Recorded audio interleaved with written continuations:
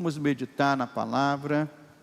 Eu convido você a abrir a sua Bíblia em Lucas, capítulo 18. Evangelho de Lucas, capítulo 18.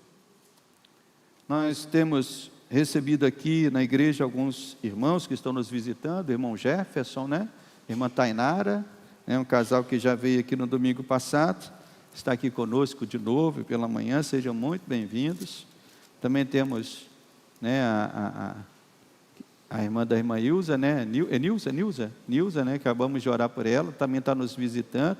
Eu soube recentemente que numa oração familiar, ela está voltando para Jesus. Fiquei muito feliz com essa notícia, minha irmã, tá? Fica firme, tá, irmã Nilza? Fiquei muito contente de saber disso, que numa oração familiar, ela tomou essa decisão de querer caminhar com Jesus. Então, que bom, minha irmã, fique firme aí. Mais alguém que nos visita pela manhã?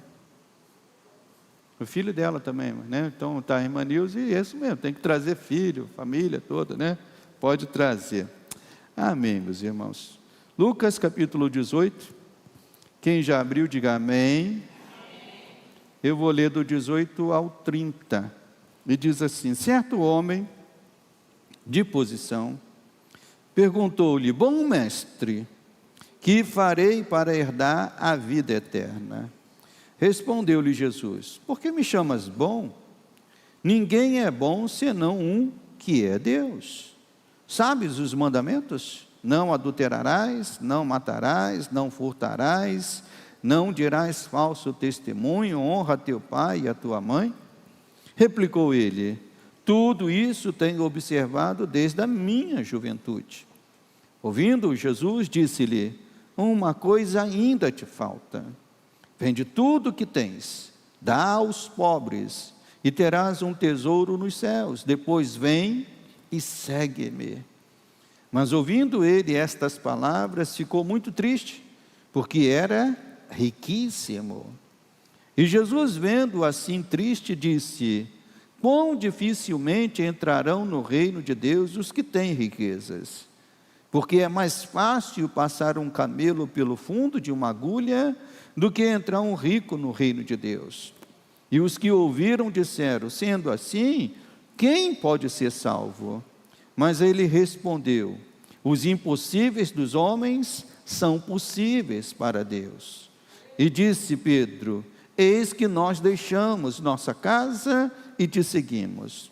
Respondeu-lhe Jesus: em verdade vos digo, que ninguém há que tenha deixado casa, ou mulher, ou irmãos, ou pais, ou filhos, por causa do reino de Deus, que não receba no presente muitas vezes mais, e no mundo por vir, a vida eterna.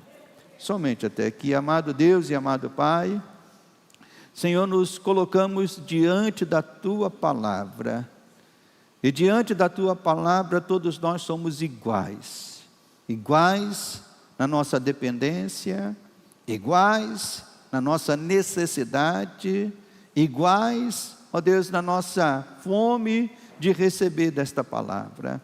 Por isso, Senhor, fala a cada irmão e irmã nesta manhã, ó Deus, trazendo direção, trazendo sabedoria, trazendo despertamento, trazendo, Senhor, um avivamento aos nossos corações, para que possamos viver vidas consagradas a Ti, Pai.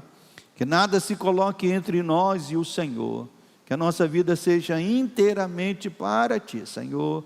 Por isso, usa essa palavra para trazer esse despertamento a cada um dos Teus filhos.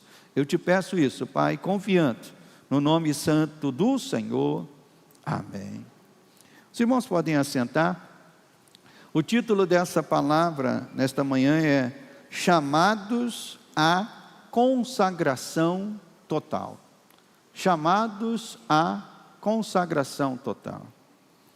Consagrar, meus irmãos, é uma palavra muito usada e quase sempre usada no meio religioso. Seja esse meio religioso cristão ou não. E traz o sentido, consagrar traz o sentido de separar algo ou alguém para o serviço, para o culto a Deus.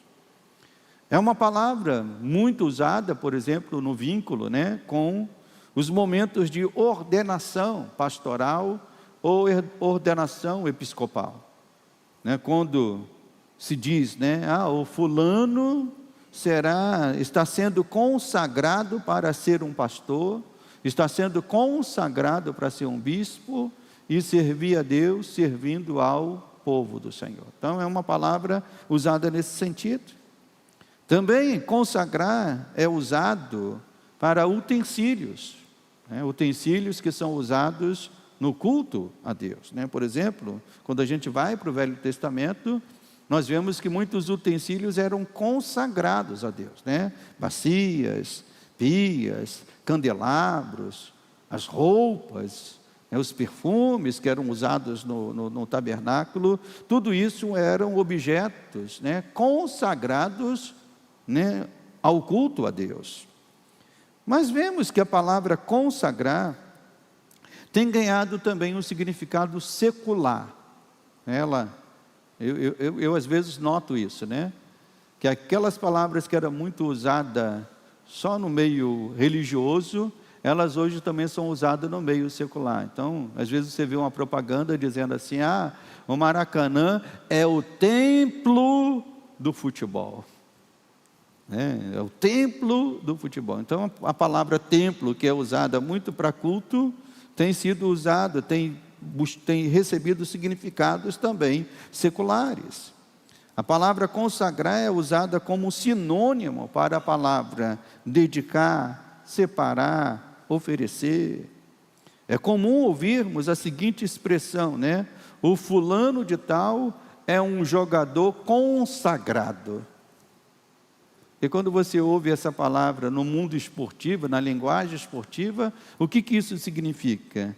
Que aquele jogador é um jogador diferenciado, é um jogador que entre os outros jogadores é uma espécie de santo, né? Ou seja, santo não pelo seu valor moral, mas ele é santo pelo seu valor, pelo seu valor da capacidade, né? Da sua capacidade de praticar aquele esporte. Então ele é colocado num ponto em que ele é consagrado, ou seja, ele está acima dos demais outros jogadores.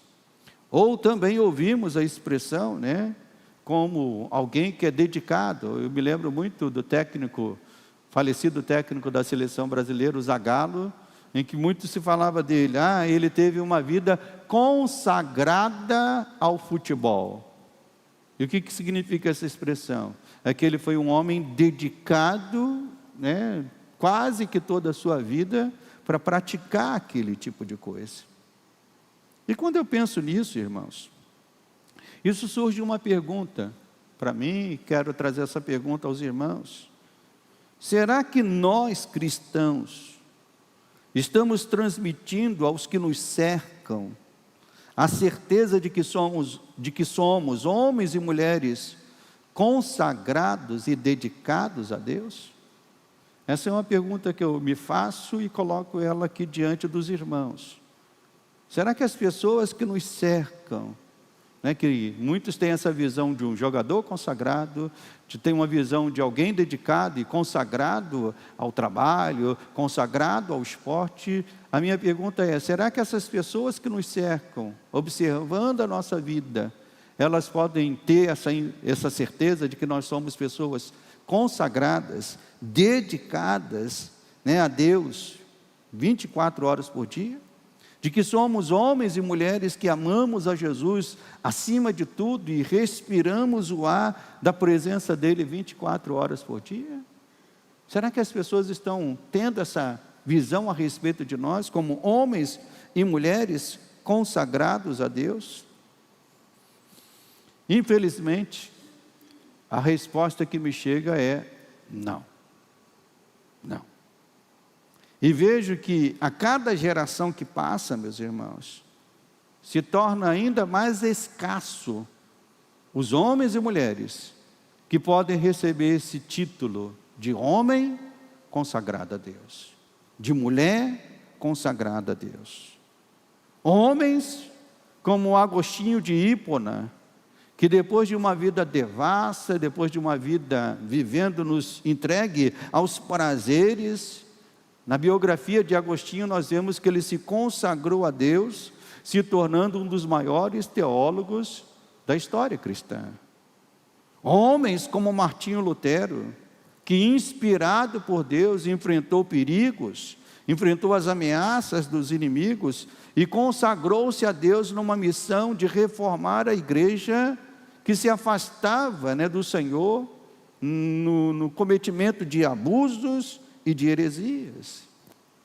Homens consagrados como William Seymour, que mesmo sendo negro e vivendo num período de forte segregação racial, William Seymour foi o responsável pelo avivamento de Azusa Street, e ele viveu numa época, no início do século XX, nos anos de 1900, 1800 e alguma coisa, 1900, e nessa época havia uma forte segregação racial, que brancos e negros não podiam dividir o mesmo espaço, não podiam dividir a mesma sala de aula, e William Seymour, ele foi estudar num seminário, e mesmo num seminário, um lugar que era dedicado para Deus, por essa forte segregação racial que havia na época, ele teve que assistir às aulas no corredor da sala, porque era proibido a ele entrar na sala de aula.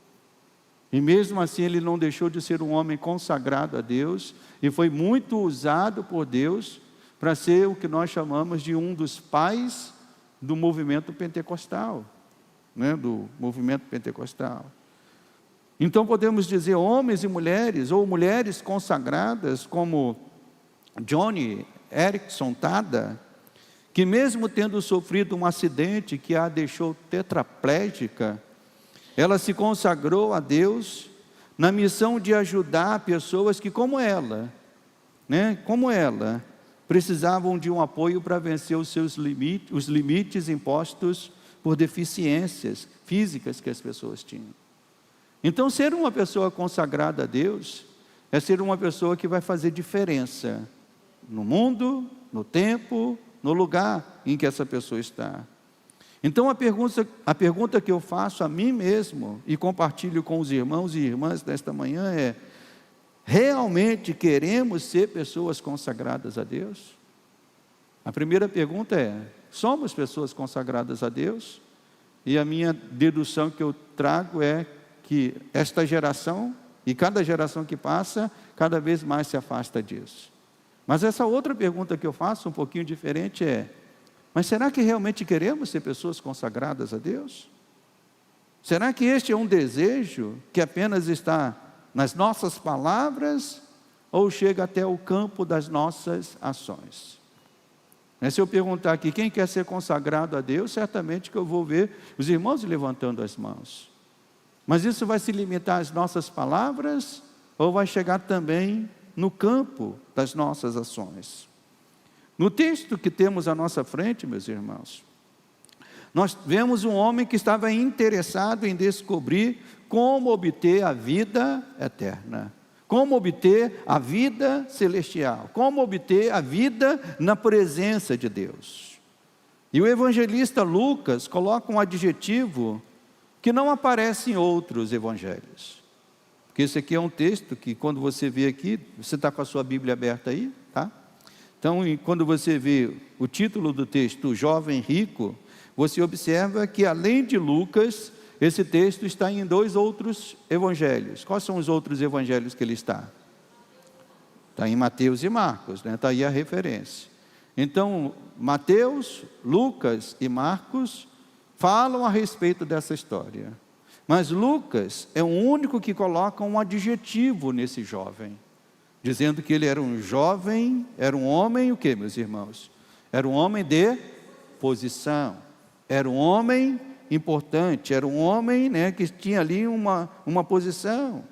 E este termo que Lucas coloca aqui, alguns historiadores dizem, alguns historiadores estudiosos dizem, que esse homem provavelmente fazia parte de um desses 2 grupos, ou do grupo da chamada aristocracia judaica, que era formada pelas pessoas ricas, formada pelas pessoas que eram sacerdotes, formado pelos aqueles que faziam parte, né, da liderança religiosa judaica, ou daqueles que eram oficiais romanos. Então esse homem que Lucas chama de um homem de posição, segundo estudiosos, ele estava numa dessas duas categorias. E mais provavelmente, né, ele estava na categoria de ser um oficial romano, porque quando a gente vai nos outros evangelhos, o outro evangelho diz que ele era jovem. E aí essa expressão jovem significa que era muito difícil uma pessoa jovem alcançar uma posição de aristocracia dentro da sociedade judaica. E esse homem, que Lucas chama de um homem de posição, ele traz um questionamento que está no coletivo da humanidade. Quando a gente fala no coletivo da humanidade, todo ser humano, ele tem essa preocupação, né? E ainda que mude os termos, ele tem a preocupação de como será a vida dele depois da morte, não é isso? É um questionamento que não é novo, é um questionamento que está nos povos antigos, que poderia ser encontrado em algum ritual. Quando você vai na cultura egípcia, por exemplo, as pessoas que morriam, especialmente as pessoas de alta posição, especialmente até os faraós.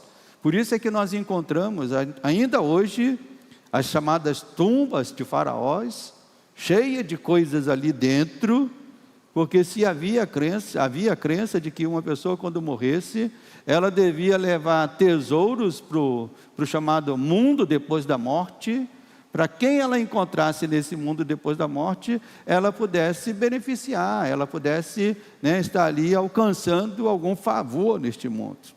Então esse homem se dirige a Jesus e faz essa pergunta: como eu posso alcançar a vida eterna?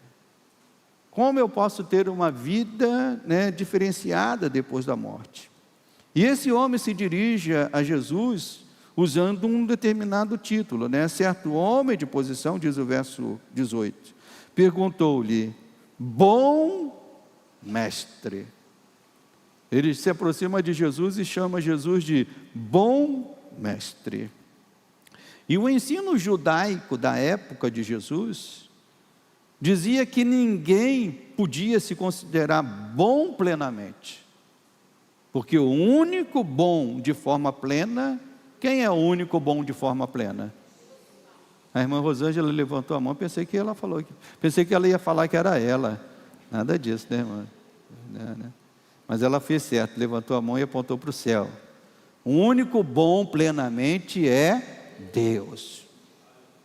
E isso nós sabemos, mas no tempo de Jesus, isso era um ensinamento muito forte, que ninguém podia ser chamado de bom, porque o único bom plenamente é Jesus.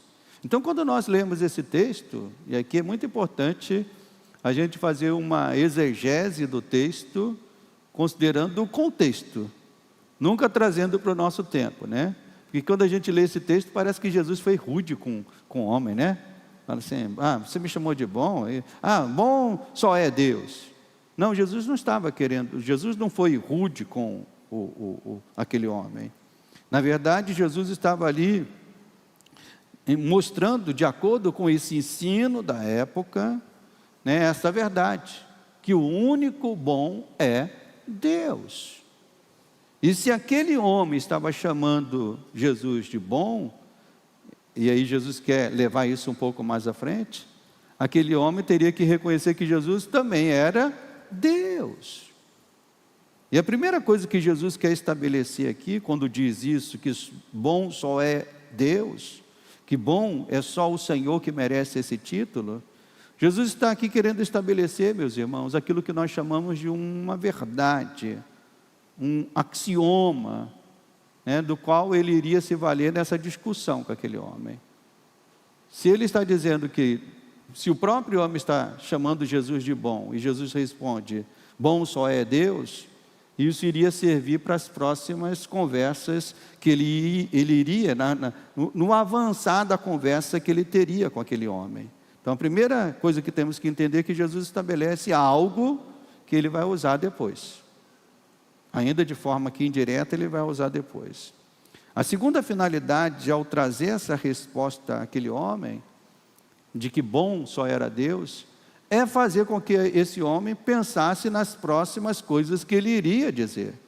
Então Jesus está dizendo, você está me chamando de bom, mas parece que você não pensou muito bem ao me chamar de bom, porque bom só é Deus. Então pense bem nas próximas coisas que você vai falar. Note que Jesus começa falando dos mandamentos, e Jesus dá essa resposta para ele, olha, bom só é Deus, mas Jesus dá a resposta para ele. Sabes os mandamentos? Você está me procurando para saber como obter a vida eterna. Você conhece os mandamentos? E aí Jesus dá uma lista de mandamentos para eles, né? E quais são esses mandamentos? Está no verso 20. Não adulterarás, não matarás, não furtarás, não dirás falso testemunho, honra a teu pai e a tua mãe. Note que Jesus começa falando, Jesus falou de todos os mandamentos aqui? Parece que Jesus pulou o principal dos mandamentos, né? Qual seria o principal dos mandamentos? Amarás o Senhor teu Deus de todo o teu coração, com toda a tua força, né? Então, Jesus foi para aquilo que os estudiosos chamam de mandamentos de ordem moral. Aqueles mandamentos que são mandamentos direcionados ao nosso próximo. Não mandamentos direcionados diretamente a Deus, mas direcionados ao nosso próximo. Não matar, não adulterar, né? não honrar pai e mãe, não dizer falso testemunho. Então, até este ponto, esse homem ouvindo aquilo que Jesus disse para ele, talvez esse homem tenha dado um salto e disse, opa, estou bem, porque tudo isso eu tenho obedecido desde a minha infância, desde a minha mocidade, eu conheço isso. Então até este ponto, esse homem pode ter dito, opa, tudo certo, estou passando no teste. E tal como esse homem do texto, meus irmãos, a verdade é que muitos de nós estabelecemos os mandamentos, ou as regras, ou os costumes, né, que devemos seguir para sermos considerados bons cristãos. Nós achamos que a nossa salvação ela está condicionada àquilo que nós chamamos de, somos bons cristãos. E ainda que não falemos, nós ainda pensamos que por obedecer esses mandamentos é que a salvação ou que a vida eterna está garantida para nós. Então há muitos cristãos hoje que estabelecem os seus mandamentos, os mandamentos que querem obedecer, e esses mandamentos que fazem, né, que criam no consciente da pessoa essa satisfação consigo mesmo. Eu venho à igreja uma vez por semana. Obviamente, se não aparecer nenhum imprevisto. Aí a pessoa se contenta com isso. Envia a igreja uma vez por semana. Eu dou o dízimo, e quando não dá para eu dar o dízimo, eu dou uma boa oferta no seu lugar. Eu sou uma pessoa cordial e amiga de todas. Então nós vemos que há pessoas que pegam esse tipo de coisa e se contentam com isso, como aquele homem estava se contentando em obedecer a Deus, ou seguir os mandamentos de Deus, e esses mandamentos de forma superficial. Aquele homem respondeu com um certo orgulho, tudo isso eu faço desde a minha mocidade. E ele pensou que Jesus então iria dizer, vamos entrar aqui na conversa de Jesus com aquele homem importante, ou jovem rico, e vamos imaginar que aquele jovem pensou o seguinte, Jesus falou aquilo que eu tinha que fazer, e isso eu já estou fazendo. Então a conclusão é que agora ele vai falar, meu filho, não se preocupe, você já é um homem salvo, você já tem a garantia da vida eterna. Mas surpreendentemente, Jesus disse para aquele homem, está te faltando uma coisa. algo te falta. Note que Jesus não começou pelos mandamentos de ordem moral à toa. Ele começou por esses mandamentos de uma forma consciente. Ele quis mostrar aquele jovem dizendo: você pensa que você está bem, mas na verdade você não está bem, porque ainda te falta uma coisa. A resposta que Jesus deu a esse homem foi essa: ainda te falta uma coisa. E esta coisa que falta, meus irmãos, entenda, falta a todos os homens e mulheres. Não é um problema daquele jovem apenas. É um problema de todos os homens e mulheres que se aproximam de Deus, mesmo aqueles que possam ter 40 ou 50 anos de convertidos. Mesmo aqueles que sejam, aos olhos humanos, os homens mais santos desta terra. Nós devemos entender, meus irmãos, que nós estamos longe da essência desse chamado. E o que Jesus estava mostrando àquele jovem é que ele estava longe da essência do chamado. Quando nós somos chamados por Deus, nós não somos chamados simplesmente para obedecer regras superficiais. Nós somos chamados para a essência do Evangelho, para a essência da vida com Deus. E a essência da vida com Deus é essa: é tudo consagrar ao Senhor. É sermos do Senhor totalmente. Tudo que temos, tudo que somos, pertence ao Senhor. Então a essência do chamado, meus irmãos, é essa: é colocarmos tudo e entregar nas mãos do Senhor. E quando eu falo tudo, alguém pode dizer: isso é muito genérico, pastor. Então tá, me deixe ser específico nesta manhã. Quando eu falo de tudo, eu falo de tempo. Quando eu falo de tudo, eu falo de força. Quando eu falo de tudo, eu falo das nossas ambições. Quando eu falo de tudo, e aí entrando aqui no texto, se refere até mesmo ao dinheiro.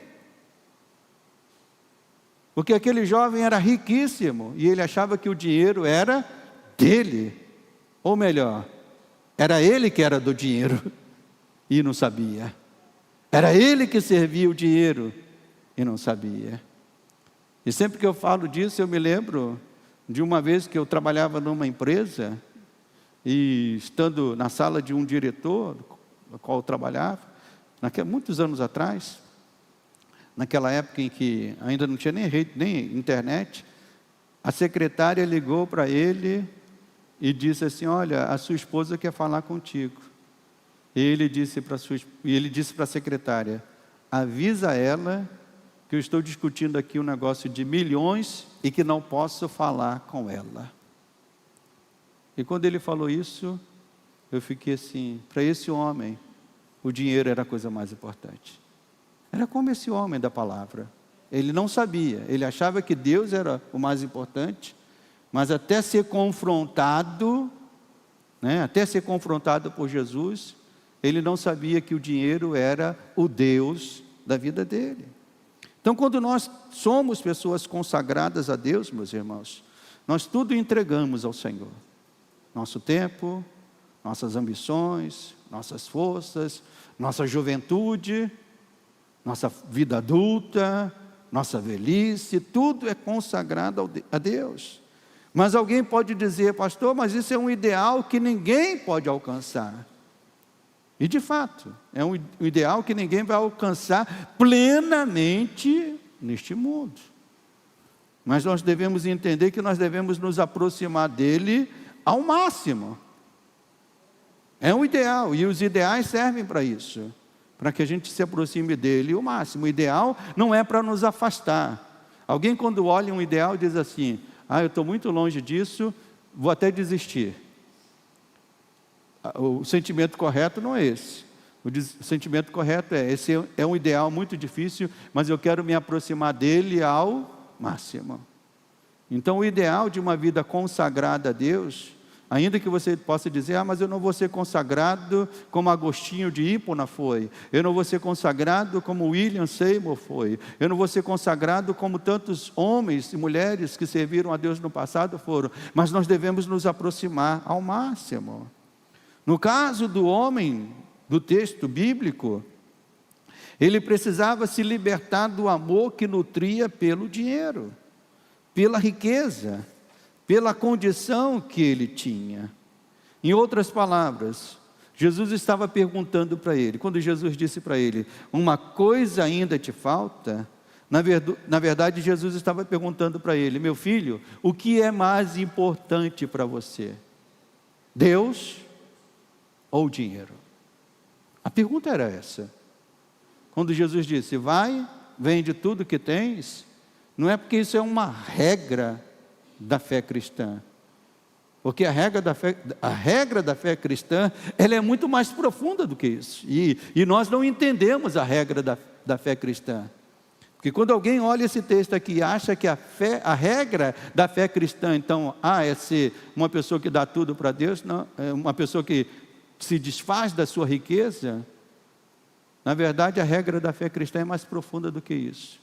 É uma pessoa que dá a sua própria vida para ser consagrado a Deus. Se Deus pede que se venda tudo, que se venda tudo.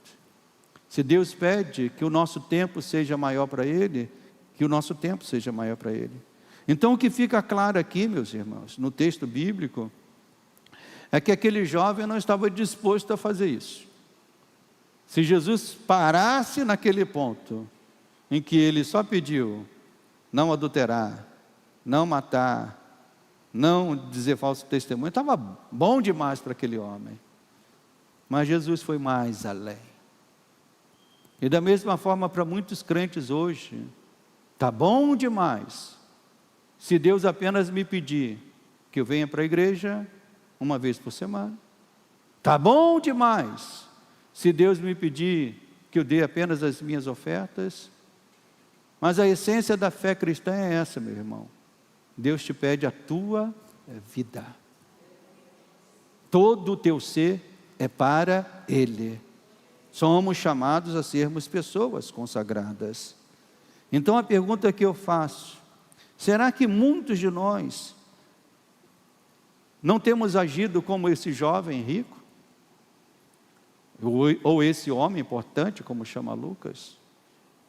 Criamos um modo de servir a Deus que esteja longe do ideal de tudo entregar ao Senhor, né?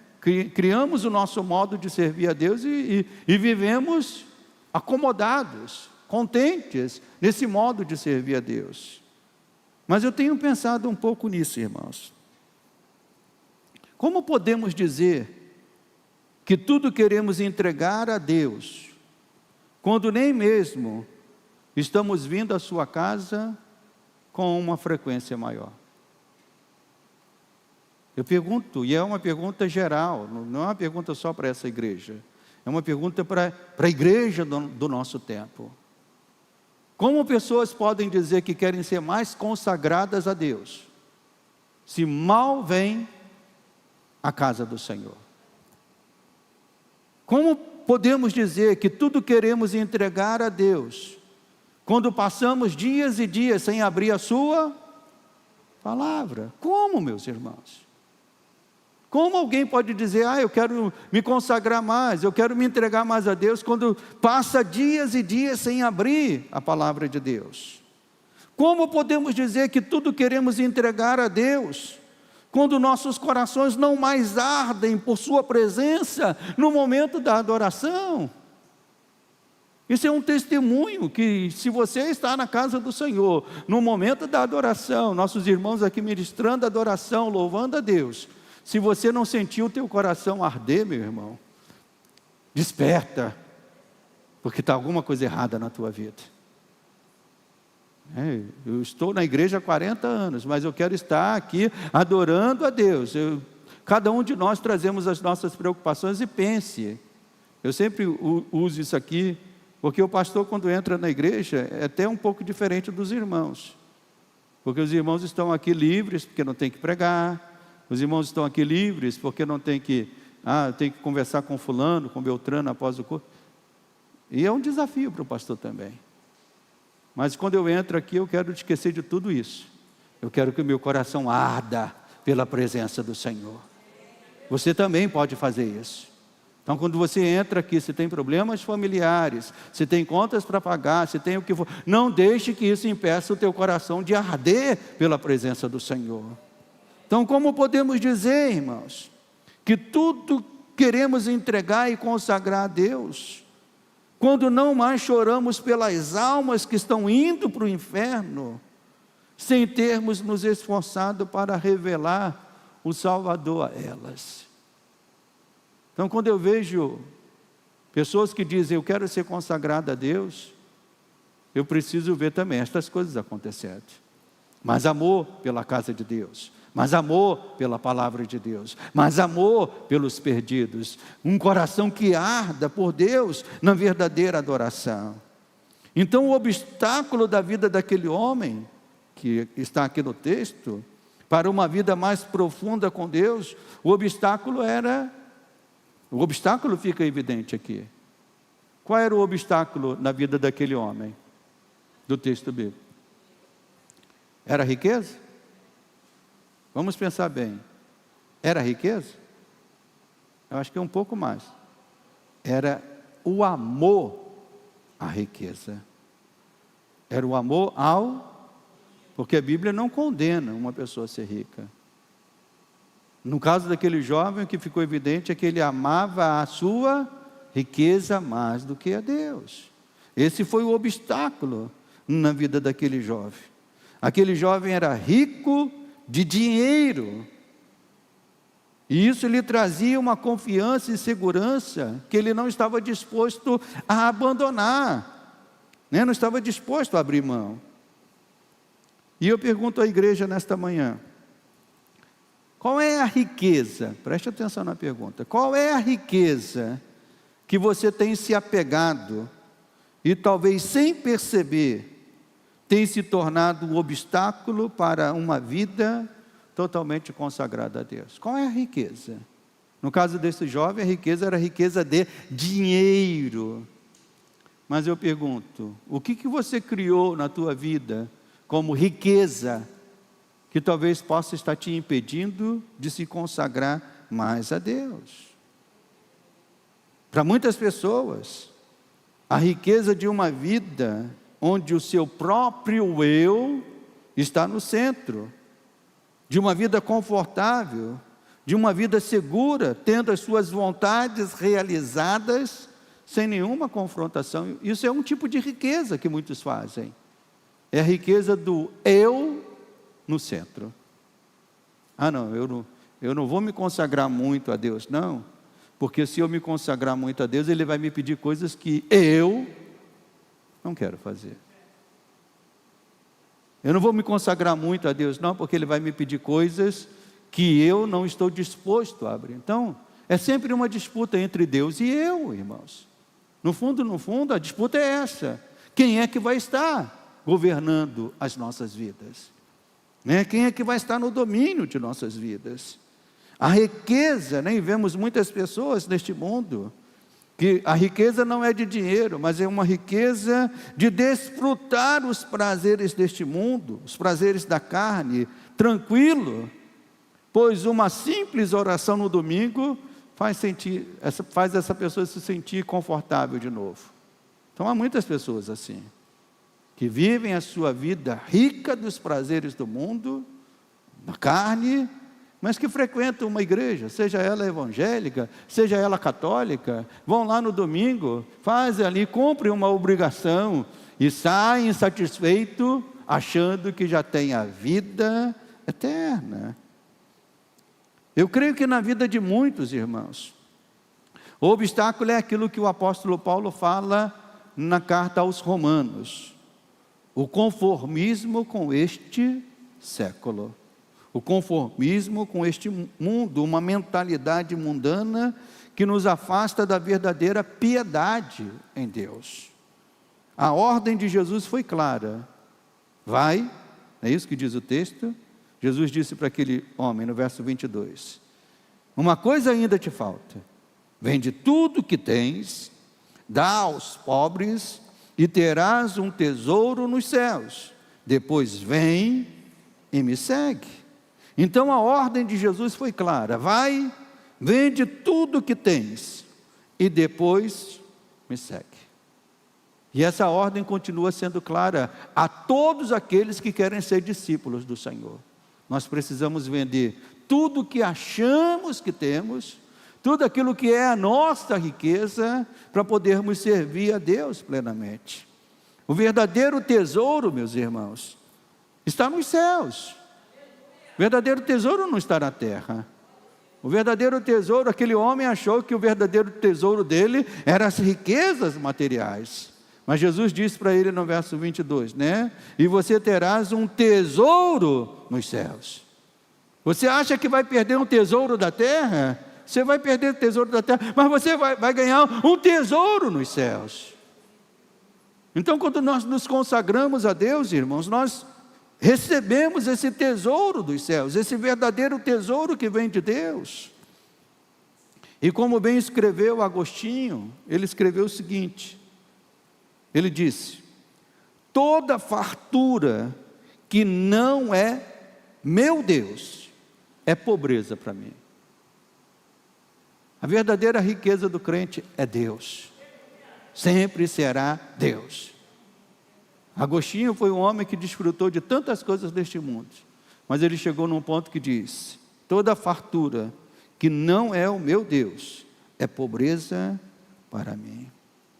Então aqueles que se apegam às suas riquezas, e aí quando eu falo riquezas, não só riquezas de dinheiro, mas riquezas do orgulho, a riqueza da autoconfiança, ou qualquer outra riqueza, entenda, essas pessoas não poderão entrar no reino dos céus.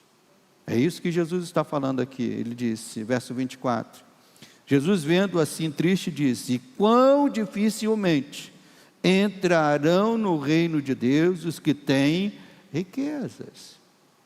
Isso não estava sendo aplicado somente à riqueza de dinheiro. Todo homem que se acha rico de alguma coisa, esse homem acha que não precisa tanto de Deus. Ou coloca Deus numa posição, ainda que acha que precisa de Deus, o coloca numa posição secundária, numa posição menor. E Deus não aceita isso. Por isso que Jesus disse para aquele homem. Por que ele não disse isso para José de Arimateia ou para Nicodemos, que também eram pessoas ricas?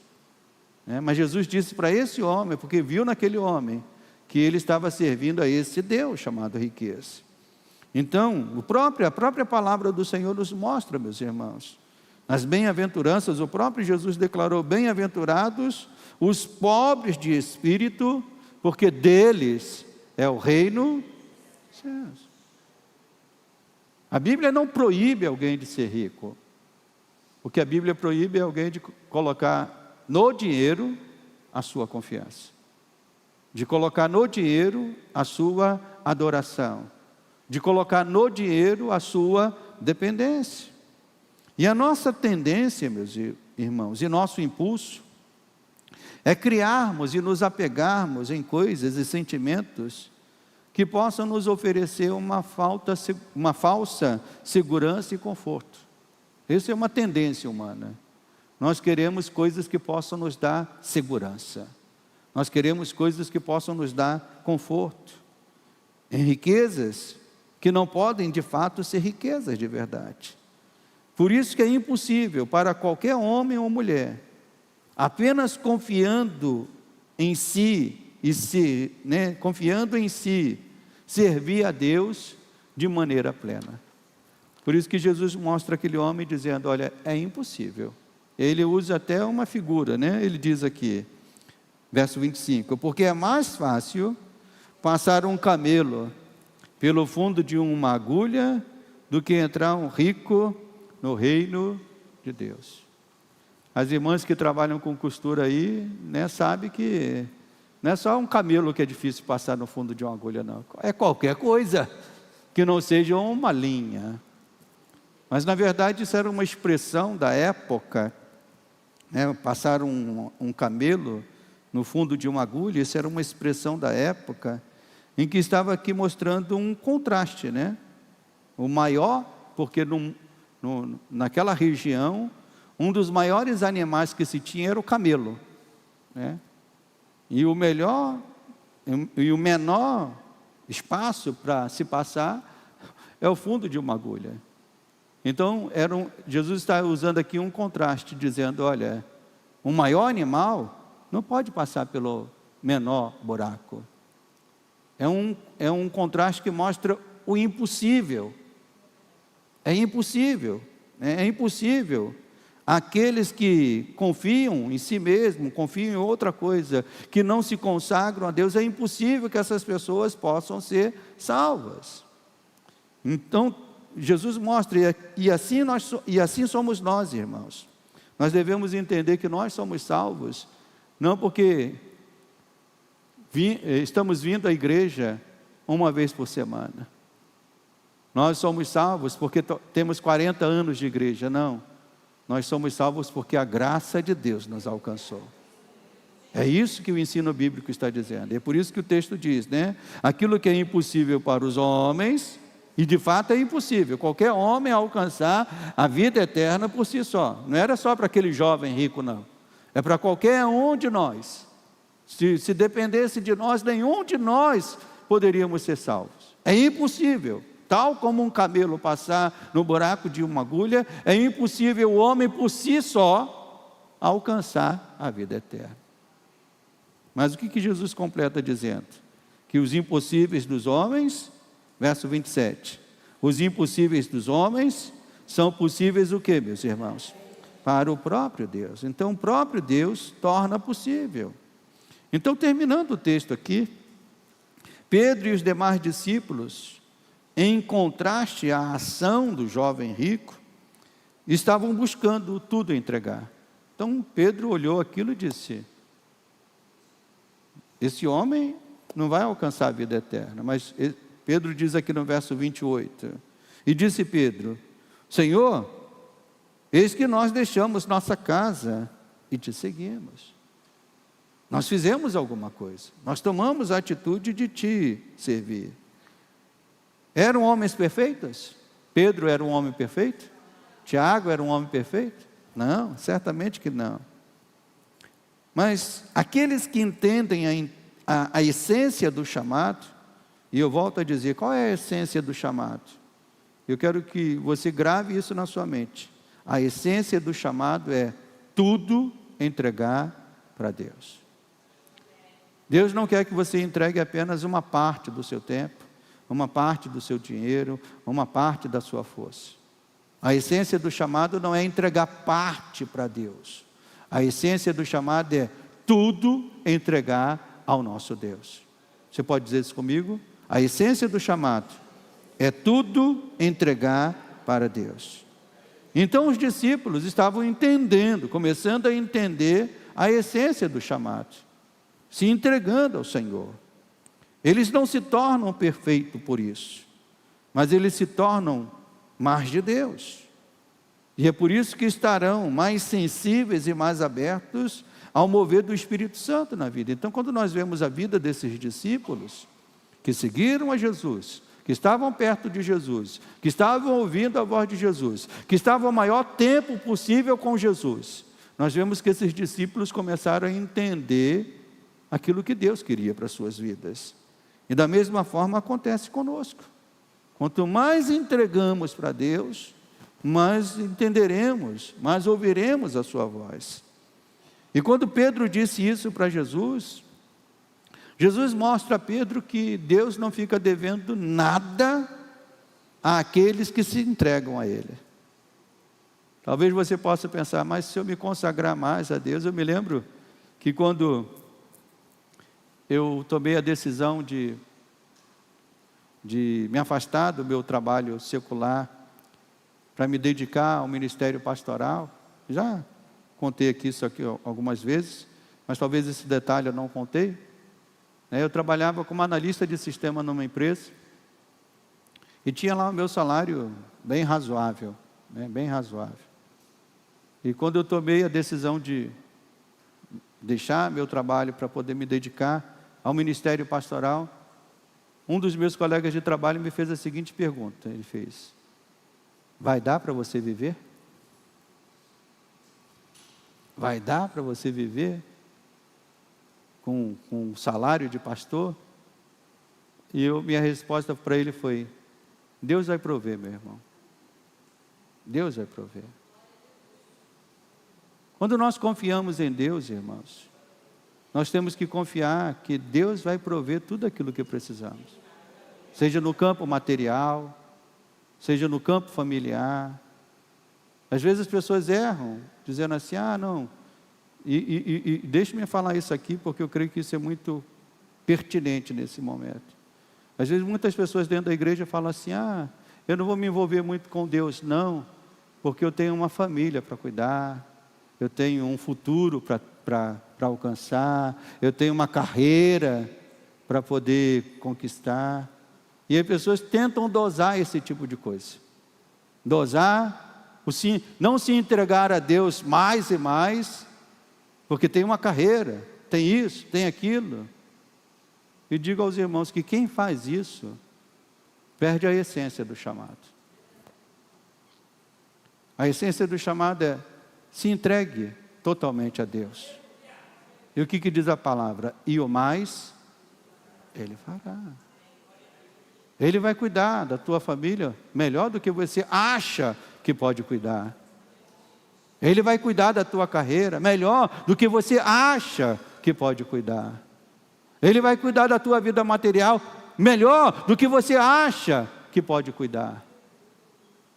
Mas a coisa que temos que fazer é entender a essência do chamado. E a essência do chamado é tudo entregar a Deus. E Deus não fica devendo nada a nós, meus irmãos. Porque aqueles que tomam a decisão de tudo entregar, o que disse Jesus aqui?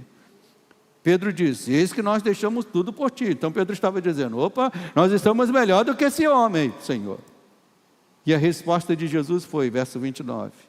Em verdade vos digo, que ninguém há que tenha deixado casa, mulher, irmãos, pais ou filhos, por causa do reino de Deus, que não receba, e Jesus não colocou isso só no futuro não, Jesus disse, que não receba no presente, muitas vezes mais, e no mundo por vir, a vida eterna. Deus não fica devendo quando nós nos consagramos a Ele, irmãos.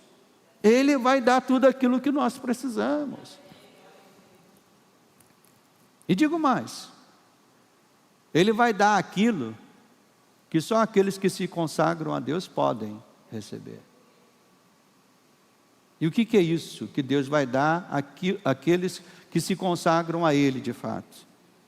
Essas pessoas que se consagram a Deus e passam a andar de fato com Deus, irão provar de coisas que outros não podem provar. E que coisas são essas, pastor? Essas pessoas irão provar, irão respirar o ar que vem da presença de Deus. Há muita gente servindo a Deus, mas há poucos respirando o ar da presença de Deus, da glória de Deus, da ação do Espírito Santo. Essas pessoas que andam consagradas a Deus irão contemplar a luz da glória de Deus. Essas pessoas verão a glória de Deus. Como Estevão, quando estava sendo apedrejado, diz a Bíblia que os céus se abriram e ele viu a glória de Deus. O que é ver a glória de Deus, irmãos? Ver a glória de Deus é viver uma vida consagrada a Deus. Você vai só ver a glória de Deus quando você experimentar isso. Eles ouvirão, aqueles que se consagram a Deus, eles ouvirão as coisas inefáveis que o apóstolo Paulo disse, que subiu ao terceiro céu e ouviu coisas inefáveis que não se é digno referenciar a outras pessoas. Essas outras pessoas não vão entender, porque só prova isso quem tem uma vida consagrada a Deus. Aqueles que vivem consagrados a Deus não irão aceitar os banquetes e vinhos de Babilônia, pois eles têm uma comida muito melhor para comer na presença de Deus. Amém, irmãos?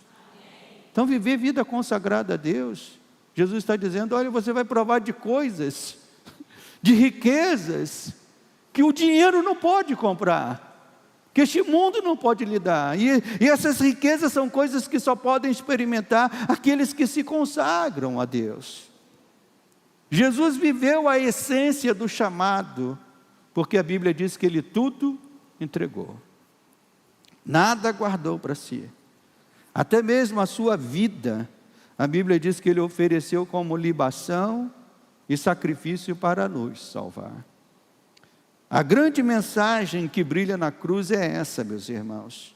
A vida que mais agrada a Deus é aquela que se entrega a Ele completamente.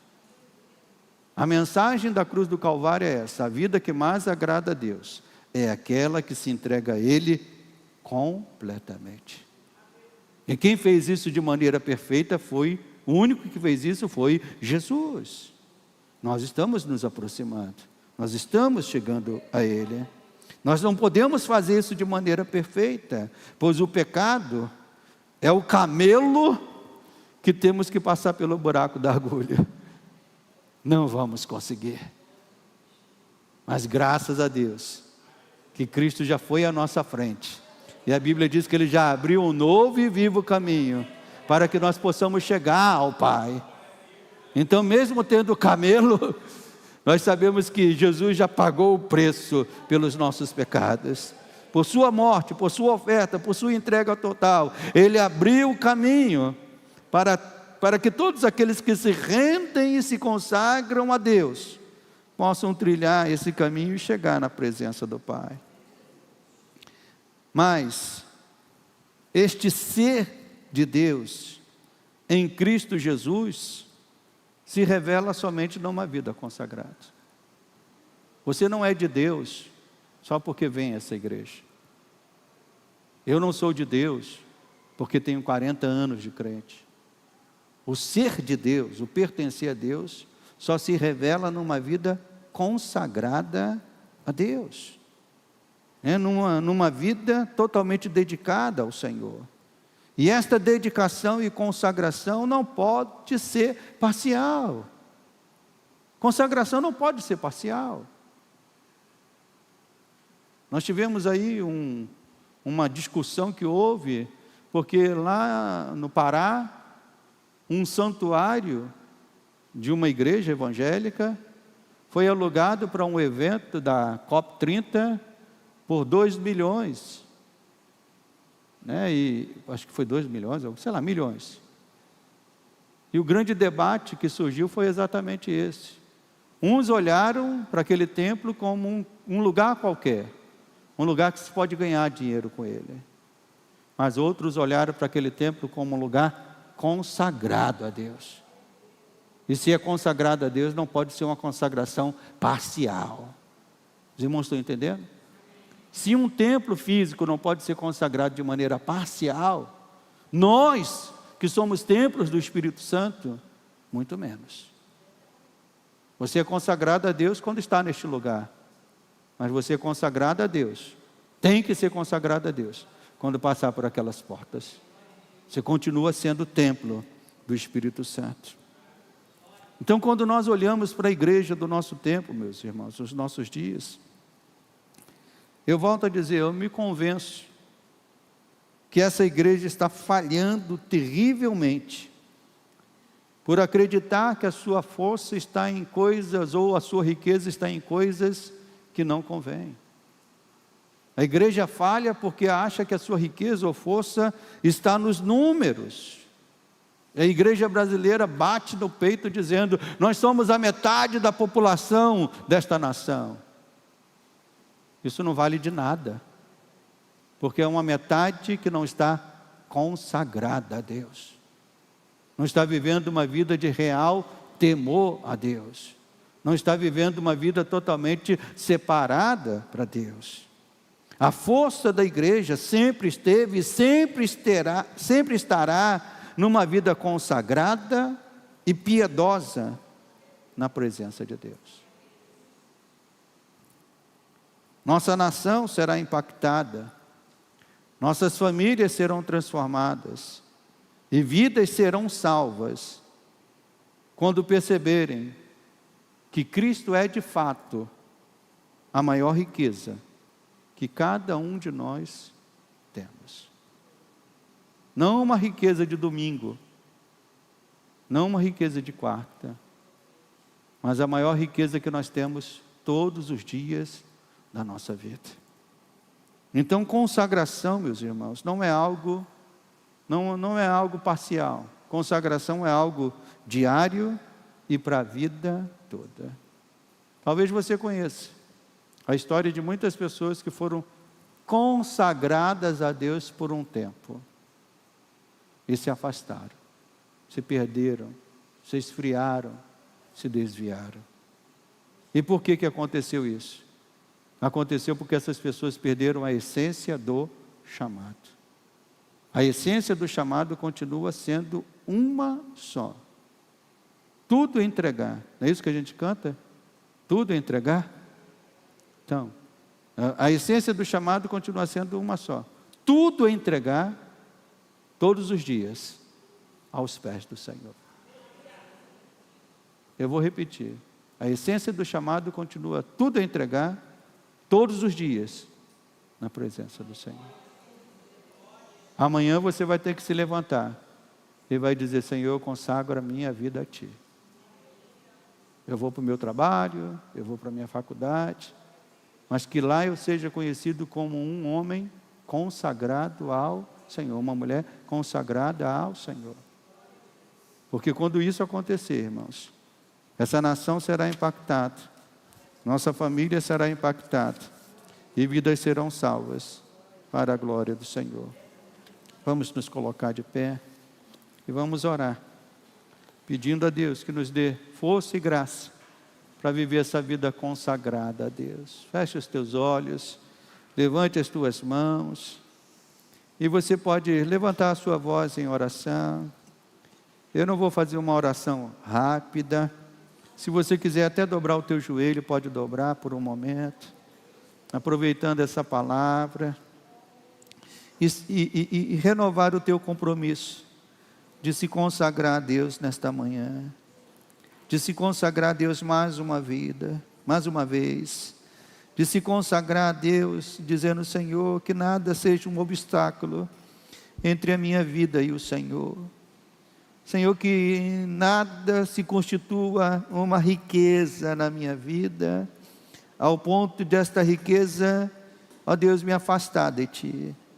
Senhor, esse homem da palavra, a riqueza dele era de dinheiro. E quantas são as pessoas, ó Deus, que a riqueza é de autoconfiança, a riqueza, Senhor, é dos prazeres deste mundo, a riqueza é de um ego que está no centro de suas vidas. Senhor, e nós precisamos abandonar tudo isso, sim, vender tudo isso, vender, sim, Pai, a palavra é essa, desfazer de tudo isso, para que o Senhor volte a ser sempre o primeiro em nossas vidas, em nossos anseios, em nosso desejo. Sim, meu Pai, que, ó Deus, a Tua igreja seja despertada. A igreja nesse tempo tem falhado terrivelmente, Senhor, porque tem se consagrado de uma maneira parcial. Nos domingos são do Senhor, mas nos outros dias pertencem a si mesmo. Tem misericórdia, Pai, tem misericórdia. Ó Deus, tem misericórdia de cada vida que está aqui neste santuário, nesta manhã. Ó Deus, que este irmão, esta irmã não saia daqui com o sentimento de que cumpri a minha obrigação, fui na igreja. A palavra do Senhor te diz nesta manhã: ainda te falta alguma coisa. Ainda te falta uma coisa, meu irmão. Ainda te falta uma coisa, minha irmã. E esta coisa que falta é nos consagrarmos mais e mais e mais, e sempre mais e mais e mais ao Senhor. Nunca se sinta satisfeito com a sua consagração, ela ainda é pouca, ela ainda é pequena. Deus é merecedor de toda uma vida rendida e consagrada a Ele. Por isso, Senhor, eu oro pelos meus irmãos e irmãs que ouviram a Tua palavra nesta manhã.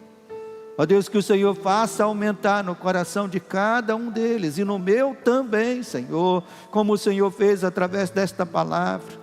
Que o Senhor faça aumentar em nossos corações esse desejo de nos consagrarmos mais e mais ao Senhor, para a glória do Teu nome, para a glória de Cristo Jesus. Amém e amém. Nós vamos fazer a oração final da bênção pastoral, mas que você saia daqui entendendo, ainda te falta uma coisa. Esta coisa que falta para todos nós, irmãos. Nem eu, nem Bispo Weber, nem Bispo Walter, nem Pastor John, nenhum de nós, nenhum pastor, ainda adquirimos esta coisa de maneira plena. E é por isso que todos os dias precisamos nos levantar e dizer: eu quero me consagrar mais a Ti. Senhor, nós Te louvamos pela Tua palavra, por esse momento que o Senhor nos deu nesta manhã. Ó Deus, que o Teu Espírito nos leve agora para essa vida mais consagrada. Senhor, se há alguém no nosso meio, ó Deus, que ouvindo a Tua palavra, compreendeu que precisa se consertar, se arrepender, voltar para Ti, ó Deus, que o Teu Espírito Santo opere esta obra na vida do Teu filho, da Tua filha, fazendo com que ele volte mais e mais para o Senhor.